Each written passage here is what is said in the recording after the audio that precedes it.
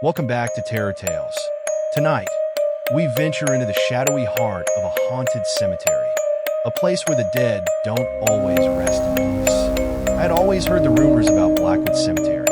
Growing up, it was the kind of place kids dared each other to visit, but no one ever actually did. The stories were too vivid. Ghostly apparitions, voices whispering from the graves, and of course, the legend of the Gravedigger's curse. I never believed in any of it until last night. It started with a bet. My friend Marcus, ever the skeptic, dared me to spend an hour in Blackwood Cemetery after midnight. If I made it, he'd pay me $200. Easy money, I thought. Armed with a flashlight and my phone, I stepped through the rusted iron gates as the clock struck 12. The air inside the cemetery was different, heavier, colder. My breath formed small clouds, and the silence was absolute, broken only by the crunch of leaves beneath my boots. The flashlight's beam cut through the darkness, revealing rows of weathered tombstones, some leaning precariously as if the earth itself wanted to spit them out. As I walked deeper, I began to feel watched. It was subtle at first, like the prickling sensation you get when someone's standing too close. I shook it off, blaming nerves, but then I heard it, a faint scraping sound, like metal dragging against stone. I froze, my heart hammering in my chest. "Hello?" I called out, my voice sounding far too small for the oppressive darkness around me. No answer, just the echo of my own words. I turned in a slow circle, the flashlight trembling in my hand. That's when I saw it, a figure at the edge of the light, standing perfectly still. "Marcus, is that you?" I demanded, trying to inject some bravado into my voice. The figure didn't move. It was tall, cloaked in what looked like an old-fashioned coat, and its face was obscured by shadow. I took a step toward it, and it disappeared, not walked away or ran, just vanished. Panic surged through me. I wanted to turn back, but the cemetery seemed to stretch endlessly in every direction. My phone had no signal, and the battery was draining alarmingly fast. I pushed forward, hoping to find the central mausoleum that marked the cemetery's exit. That's when the whispers started.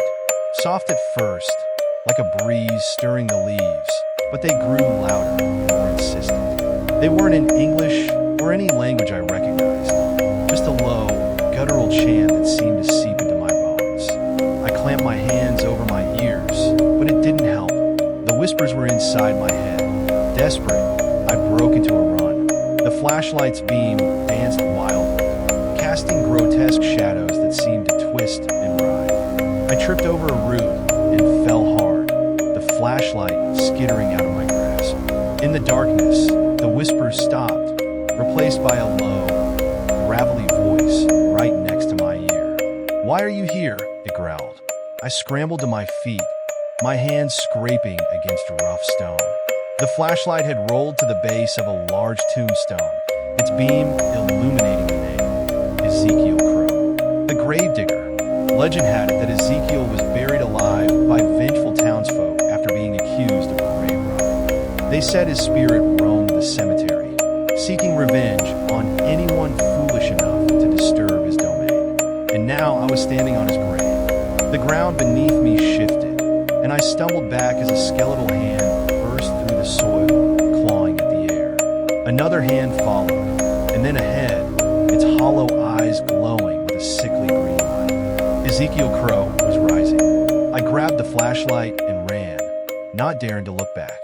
The whispers had turned into a cacophony of screams, and the air seemed to vibrate with anger.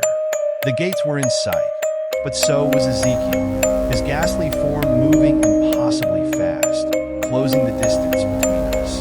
Just as I reached the gates, I felt a cold, bony hand grab my shoulder. I screamed, twisting free and bursting onto the street.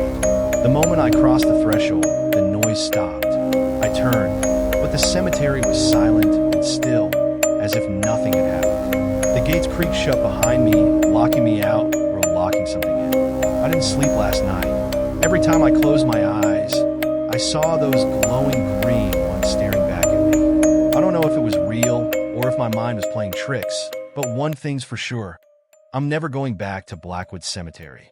So, Dear viewers, if you're ever dared to spend a night in a haunted graveyard, think twice. Some bets aren't worth winning. Don't forget to like, subscribe, and hit that notification bell for more spine-chilling tales. Sweet dreams if you can.